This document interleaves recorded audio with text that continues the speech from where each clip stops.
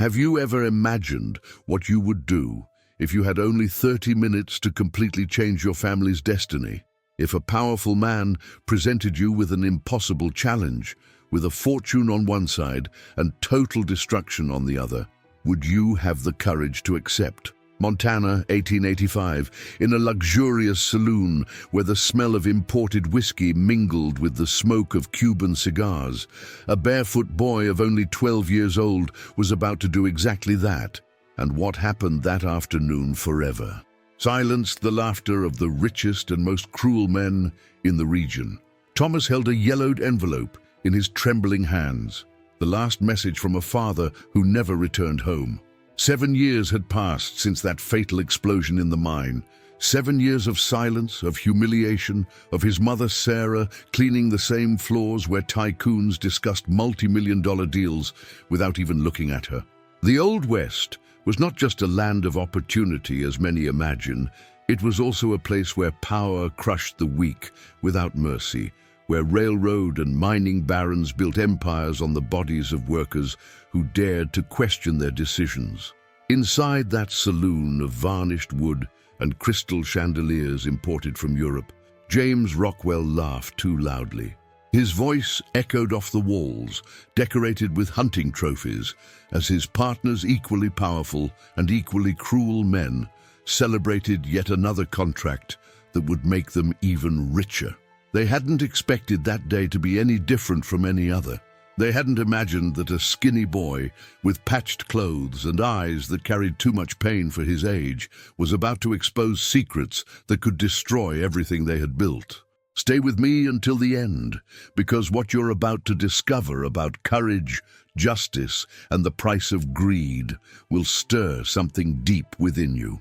When Thomas entered that saloon looking for Rockwell, carrying the envelope his father had written days before he died, he didn't know he was taking the first step on a journey that would transform not only his life, but the destiny of dozens of families who had also lost everything to the unbridled ambition of those men. Sarah tried to protect her son, as any mother would. For 7 long years, she had kept that secret report, that evidence of criminal negligence that caused the mine explosion. Cheap equipment, falsified inspections, profit chosen over human lives. It was all documented in the careful handwriting of William, Thomas's father, the engineer who had uncovered the truth and paid the ultimate price for it. But how could a laundress, a woman invisible to the eyes of those powerful men, bring justice against men who controlled not only the mines and the railroads, but also the sheriff, the judge, and the local newspaper? What you are about to discover may surprise you, because sometimes the answer lies not in strength, but in intelligence. Sometimes the key to opening the most secure safe is not violence, but knowledge passed down from father to son in the silent nights of a humble home. And when James Rockwell, with that arrogant smile that powerful men wear when they think they have already won, pointed to his Swiss safe containing $5,000 and made a proposal that seemed like a cruel joke, he didn't imagine he was about to make the biggest mistake of his life. James Rockwell clapped his hands forcefully, the sound echoing off the saloon walls like thunder announcing a storm. His gold rings gleamed in the chandelier light as he pointed to the most prestigious corner of the establishment, where his latest acquisition rested. A safe that had cost more than 10 miners' families would earn in a lifetime of hard work.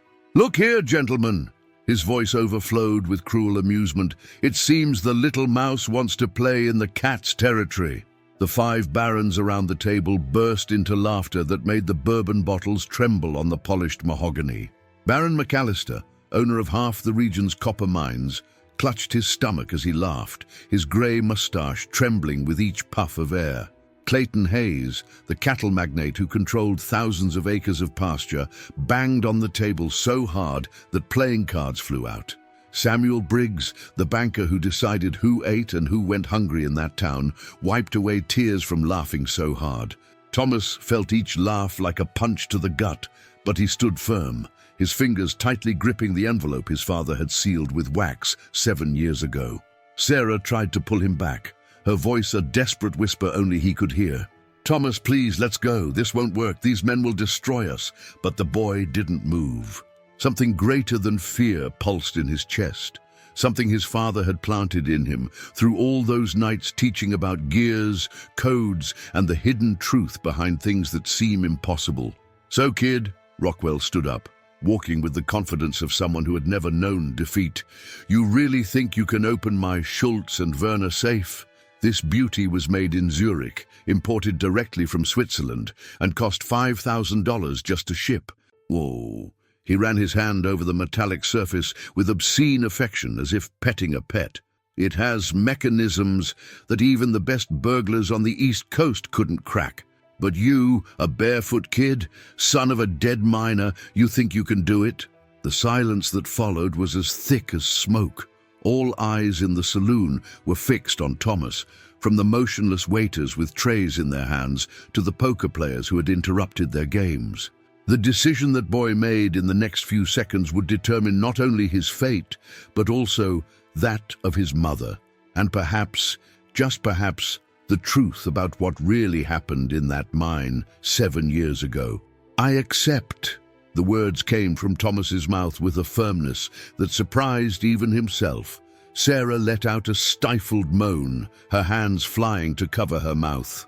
The barons exchanged glances of pure delight, like predators who had just seen their prey walk straight into the trap. "Wonderful!" Rockwell clapped again, turning to his associates. "Gentlemen, we have a deal. If this kid can open my safe in 30 minutes, without tools, without violence, just using his wits, he gets $100,000. The amount was so absurd that it provoked renewed laughter. "But," and here Rockwell's voice became dangerously low, "when he fails, and he will fail, his mother is fired immediately, thrown out of this town, and I will personally make sure that no establishment in Montana, Wyoming, or Colorado hires her. She will be persona non grata throughout the territory that our companies control." The cruelty of the wager cut through the air like a knife. It wasn't just about money or pride. It was about completely destroying any chance of survival Sarah and Thomas had. It was about displaying absolute power, about crushing hope, about teaching a brutal lesson to those who dared to challenge the established order. Thomas walked to the safe, his legs trembling slightly, but his steps firm. He could smell the expensive leather mixed with tobacco. He could hear the ticking of the wall clock, marking precious seconds. He could see the distorted reflection of his thin face in the polished metal surface. And then, something changed in his gaze. It was no longer just fear or determination, it was recognition. His fingers touched the safe's panel with a strange familiarity, and for the first time since entering that saloon, a small smile touched his lips. "Schultz and Werner SW series," he murmured to himself, so quietly that only Sarah could hear. "Dad showed me exactly this model." The memories hit Thomas like a warm wave. Suddenly, he was no longer in that luxurious saloon surrounded by cruel men. He was back on that cold winter night, 7.5 years ago, when his father arrived home carrying a heavy wooden box. William's eyes were tired but bright, the kind of light that appears when someone discovers something too important to keep to themselves. "Tommy, come here, boy. I need to show you something." His father's voice echoed through the years, so real that Thomas could almost smell the machine oil and dirt that always accompanied William after a day in the mine.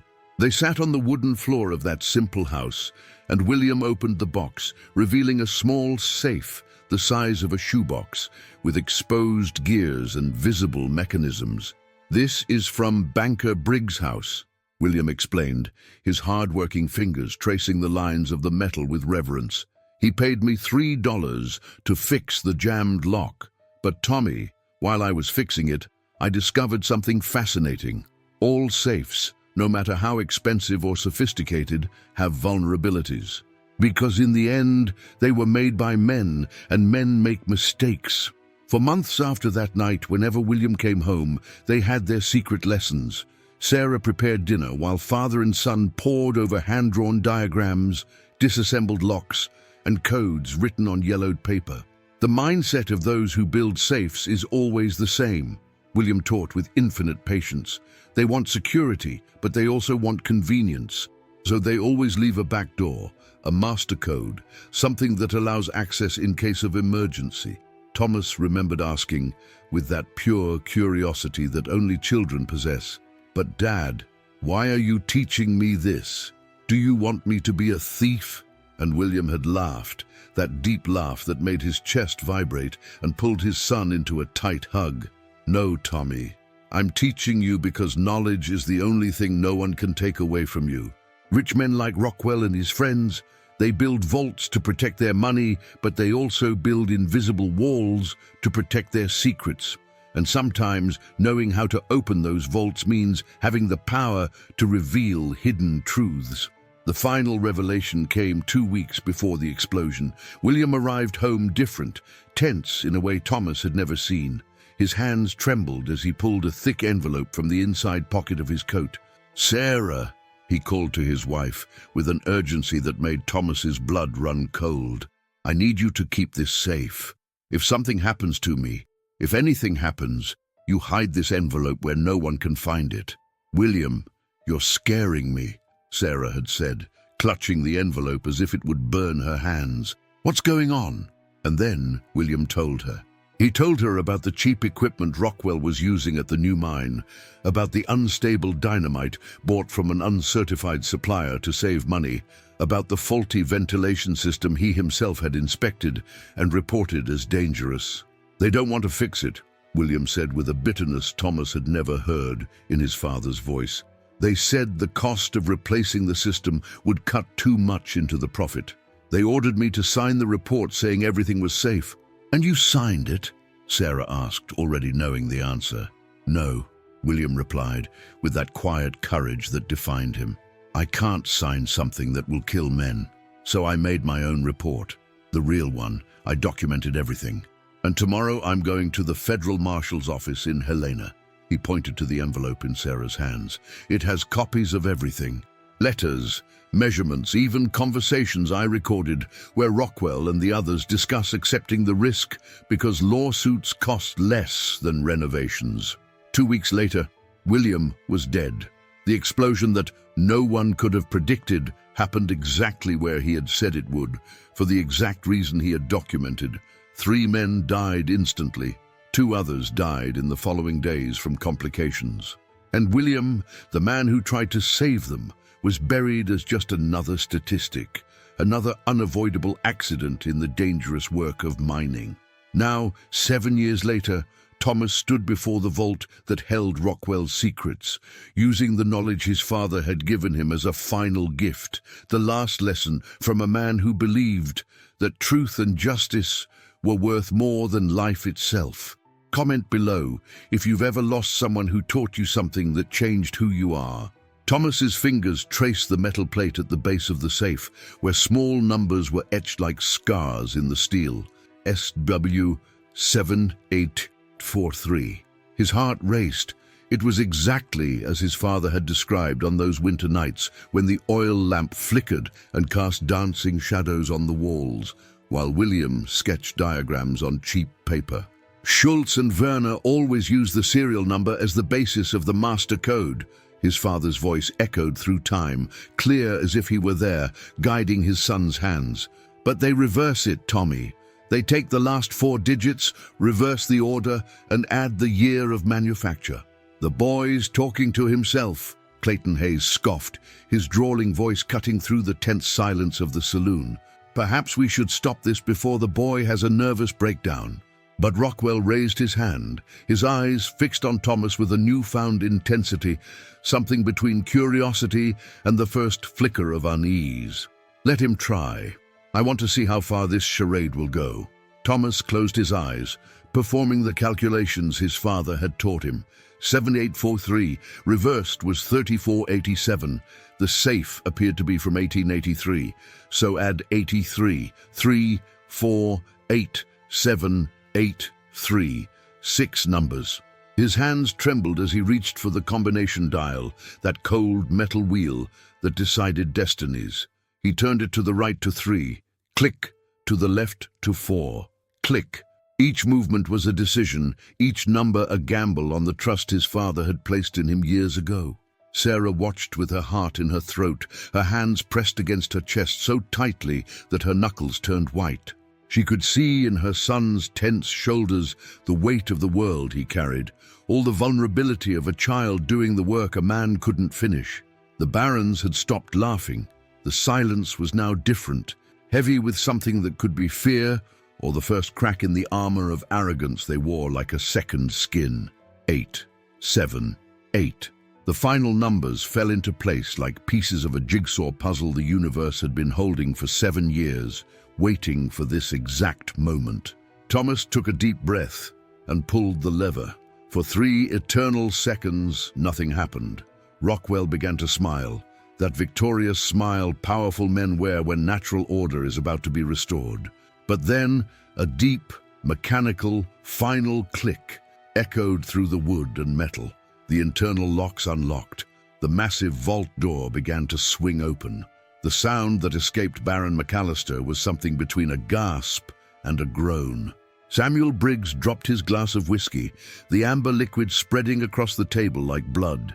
Clayton Hayes simply stood there, mouth agape, unable to process the impossible that his eyes were witnessing. And Rockwell, James Rockwell, the tycoon who had never known defeat, who had built an empire on absolute certainties, stood completely still, all color draining from his face. Thomas flung the door open, revealing the inside of the safe. Piles of money, yes, more money than he had ever seen in his life. But it wasn't the banknotes that caught his attention. It was the documents, thick envelopes, leather folders, papers yellowed by years of secrecy. His hands reached for the first envelope, and he recognized the handwriting immediately. It wasn't Rockwell's handwriting. It was another man's, perhaps an accountant or lawyer. But the contents were clear, even through the translucent paper. Agreement of silence, Morrison family, explosion of 1881. The second document was a contract with official letterhead, but with clearly altered numbers. Safety inspection, Santana Mine, read the heading, and below in different ink, a signature that Thomas didn't recognize, but Sarah did. It was the signature of the local sheriff, authenticating a report declaring dangerous equipment as safe.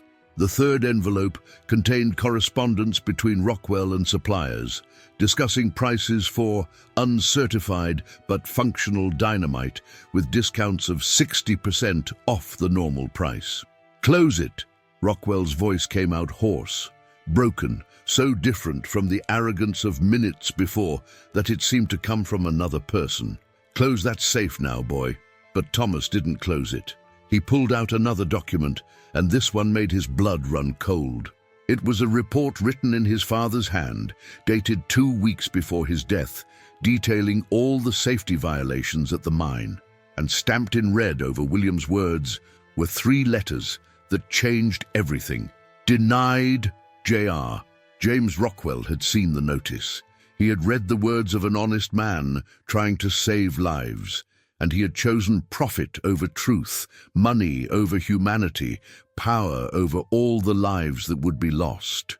Thomas held the report in his father's handwriting, his hands trembling so much that the paper rustled like dry leaves in the wind. "You knew." His words came out low, but sharp as broken glass. "You read his words, saw the warnings, and chose to let men die because fixing them would cost too much." The accusation hung in the air like gunpowder smoke after a gunshot. Rockwell took a step back, then another, his bravado evaporating like dew under a scorching sun. But Baron McAllister recovered first. His eyes, small and calculating like those of a wounded predator, swept the room, assessing the damage, measuring the danger. "Rockwell, control yourself," he hissed, his voice low but heavy with venom. "He's just a kid with old papers, nothing that can't be managed." The word managed came out with sinister weight, a threat poorly disguised as a business solution. Clayton Hayes and Samuel Briggs exchanged glances that spoke volumes, that silent communication of men who had navigated troubled waters together for too long to need words. That night, Sarah couldn't sleep. She and Thomas had left the saloon with the documents tucked away in a cloth bag she clutched to her chest like a baby. They had won the bet, yes. Rockwell had promised the money with a defeated voice, but his eyes told a different story. They said this was far from over. Sarah got up for the 10th time to check the door, the window, the dark corners of the small room they rented above the laundry. Every creak of the old wood made her jump. Every shadow seemed to hide a threat. At 3 in the morning, the glass shattered. The stone crashed through the window with brutal force, taking with it the fragile illusion of security that Sarah tried to maintain. Thomas awoke to his mother's scream, glass scattered across his thin blanket like deadly stars. Wrapped in the stone was a note with 3 words in red ink that looked like blood. "Return the documents." But it was the second line that made Sarah's blood run cold. "Or the boy disappears." The following morning, the local newspaper carried a headline that turned fear into terror. "Laundrywoman and son attempt to extort respectable citizen," screamed the large letters.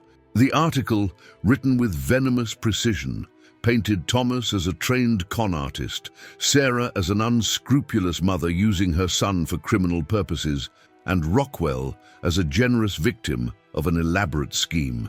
There was even a cruel illustration showing a woman with exaggerated features of malice holding a boy like a puppet. Sarah read each word with growing horror, knowing exactly what it meant. In a small town where barons controlled everything, public opinion was a social death sentence. As she walked down the main street to buy bread, people who had greeted her for years turned their faces away. The grocer, who always saved the freshest fruit for her, slammed the door in her face. At the saloon where she worked, the manager awaited her with an envelope.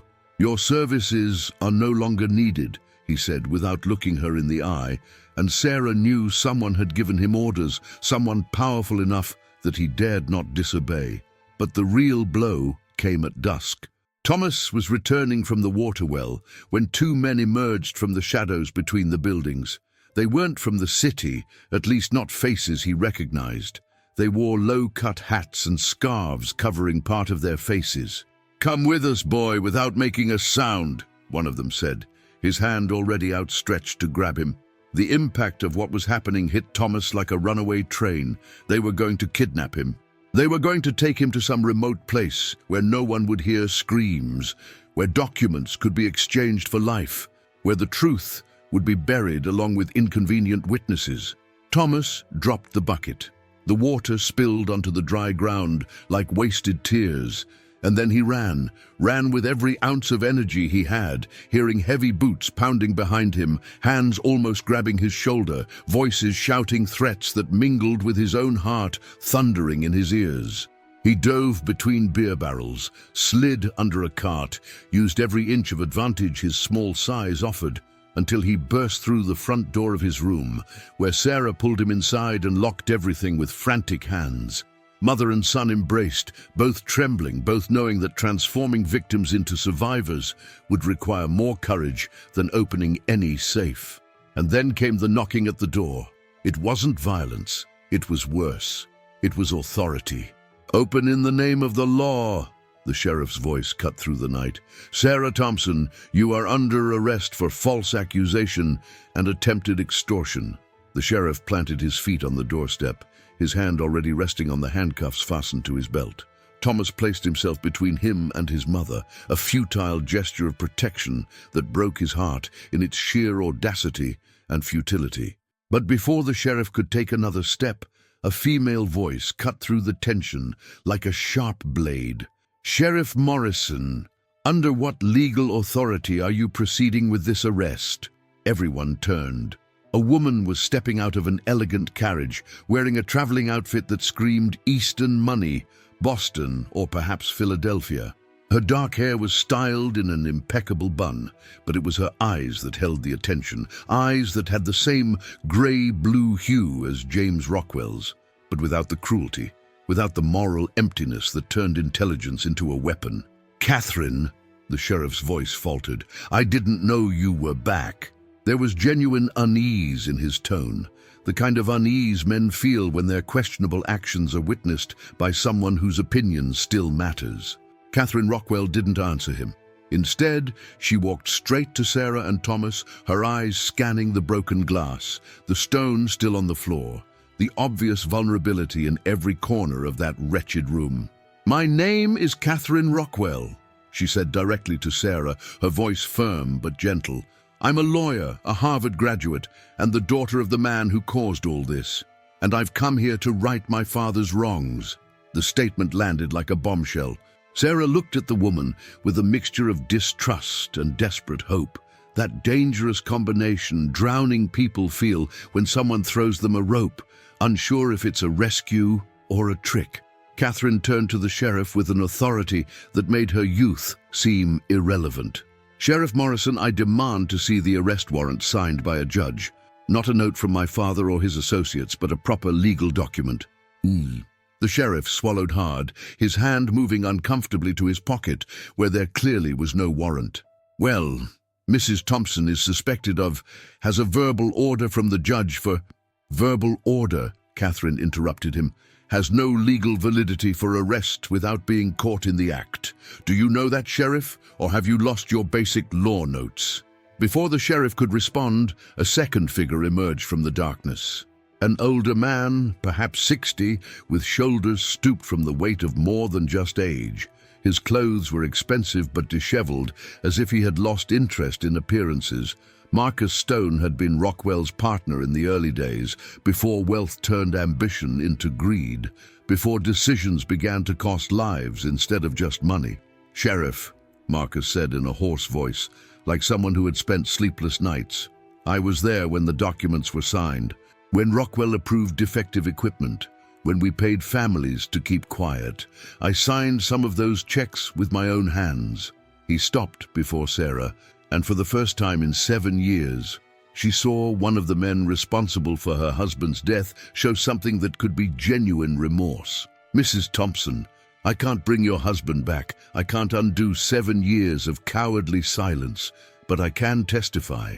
I can confirm every document your son found." Thomas watched these two strangers, these unlikely allies who had emerged from nowhere when all seemed lost. Catherine, the villain's daughter, choosing justice over family loyalty. Marcus, the repentant accomplice, finally finding the courage he should have had years ago.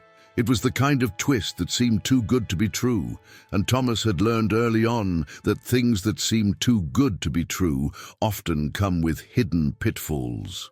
"Why?" he asked simply, looking between Catherine and Marcus. "Why would you help us now?" Catherine knelt to be at his eye level, a gesture of respect Thomas hadn't expected.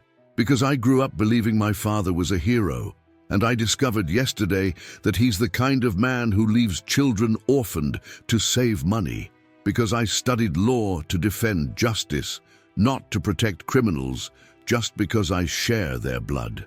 There were tears in the corners of her eyes, but her voice remained firm. "And because if I do nothing, I become complicit in everything he did." Marcus placed his hand gently on Thomas's shoulder. "And me, boy, why have I lived like a coward for 15 years? Because every time I close my eyes, I see the faces of men who could be alive if I'd had half their courage." Catherine stood up and faced the sheriff again. "Here's what's going to happen, Sheriff Morrison. Tomorrow at noon, there will be a meeting at the church. It's neutral ground. Not even my father would dare desecrate this space publicly. Thomas, Sarah, and I will present all the evidence before the community. Marcus will testify, and you, Sheriff, will have to choose whether you serve the law or the men who buy the law."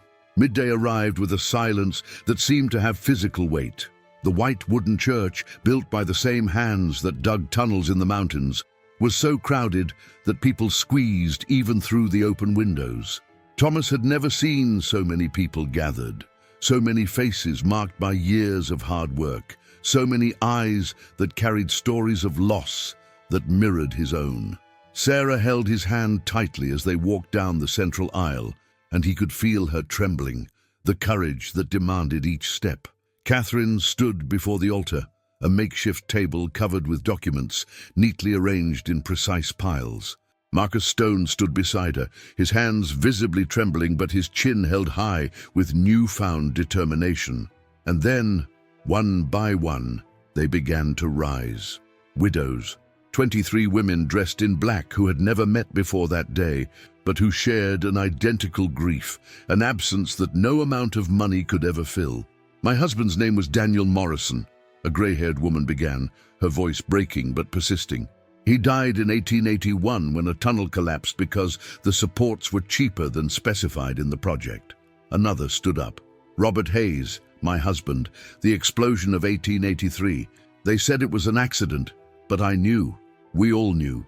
And then another and another, each name an accusation, each story a brick building a wall of truth that not all the money in the world could bring down. The church doors flung open. Baron McAllister, Clayton Hayes, and Samuel Briggs entered with arrogant confidence, clearly expecting to intimidate the gathering and disperse it like smoke. But they stopped midway down the aisle when they saw the faces. 23 widows. Dozens of orphaned children, laborers who had survived by sheer luck where others had perished. And at the center of it all, Thomas, holding the report his father had written, the evidence that 7 years of enforced silence had failed to destroy. "This is ridiculous," McAllister thundered, but there was something false in his voice, a crack in the armor. "You have no right to accuse us without proof." Catherine stepped forward, picking up a thick folder. "I have copies of all the documents that were in my father's safe. Forged contracts, bribe receipts, altered security reports, and I have something else." She gestured toward the back doors of the church. A man entered, wearing the unmistakable insignia of a U.S. Marshal, a federal authority who answered to Washington, not to local barons. "My name is Marshal William Tucker." His voice filled the church with the weight of real, unbought law. "I received a telegram 3 days ago from a Harvard lawyer telling a very interesting story about criminal negligence in mining operations. And after reviewing the evidence she sent, I came personally to investigate." The silence that followed was absolute. Hayes tried to back away toward the door, but workers were already blocking the exit, not violently, but simply standing there, the physical presence of years of injustice finally finding a voice. Briggs looked at the local sheriff in despair, but the sheriff looked away, finally making the choice he should have made years ago. And then James Rockwell entered, not arrogantly, not surrounded by lawyers as human shields. Alone. His face was gray, aged 10 years in 2 days. He walked to the front of the church, past his former partners who now looked at him with accusation and fear, and stopped before Thomas and Sarah. "I killed your husband," Rockwell said, his voice breaking completely. "It wasn't an accident. It was a choice. I chose profit over lives. I chose money over decency. I chose power over humanity." He turned to face the 23 widows. "I killed your husbands. I stole your futures. And no prison will be punishment enough for what I did." Tears streamed down his face, years of repressed guilt finally breaking through the dam. Marshal Tucker handcuffed McAllister, Hayes, and Briggs as they protested, shouting about lawyers and influence. But their voices sounded hollow, powerless in the face of documented truth and the testimony of dozens. Rockwell voluntarily extended his wrists. "Me too, Marshal. Arrest me too. I'm the most guilty of all." 6 months later, the city had a different face.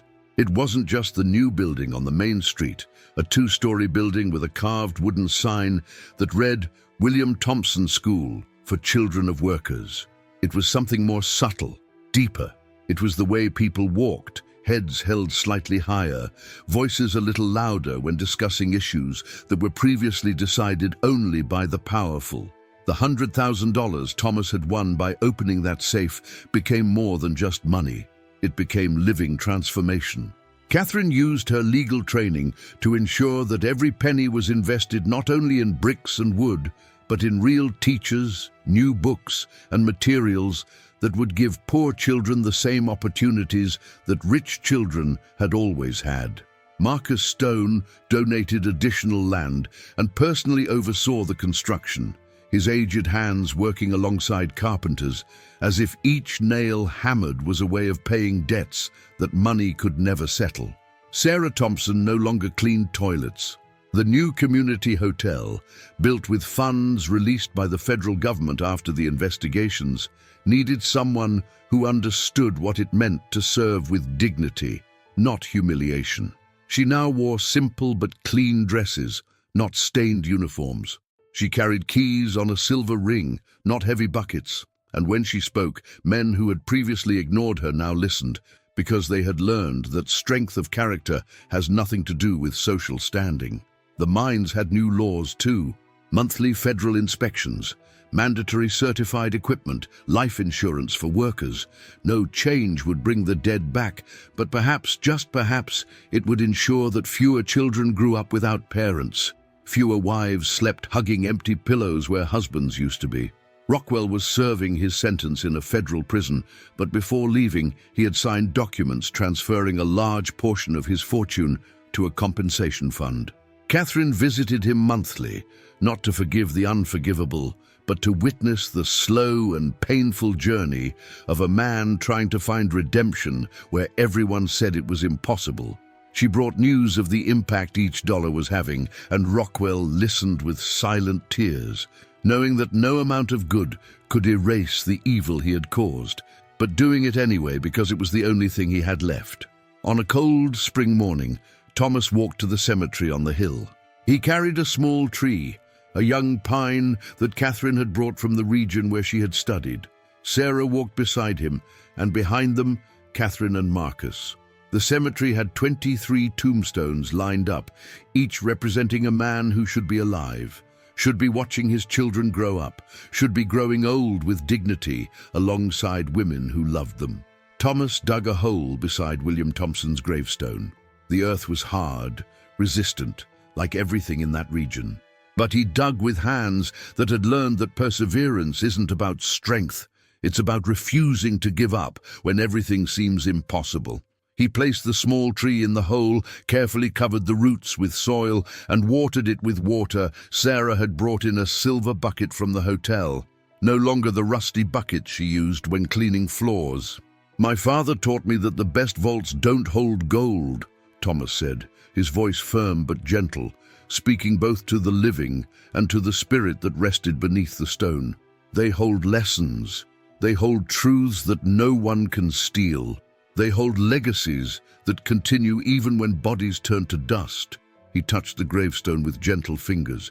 "You opened the most important vault, Father. The vault that held the courage to do the right thing when no one was watching. And I promise I will protect that lesson forever." Catherine placed her hand on Thomas's shoulder. Marcus bowed respectfully before the gravestone. Sarah embraced her son, and there, on that cold hill under a grey Montana sky, 4 people who had chosen truth over expediency made a silent vow that those 23 men had not died in vain. If you've made it this far with me, it's because this story touched something deep within you. Perhaps you also know someone who fought against an unjust system, someone who chose to do the right thing even when it was most difficult, or perhaps you yourself are that person.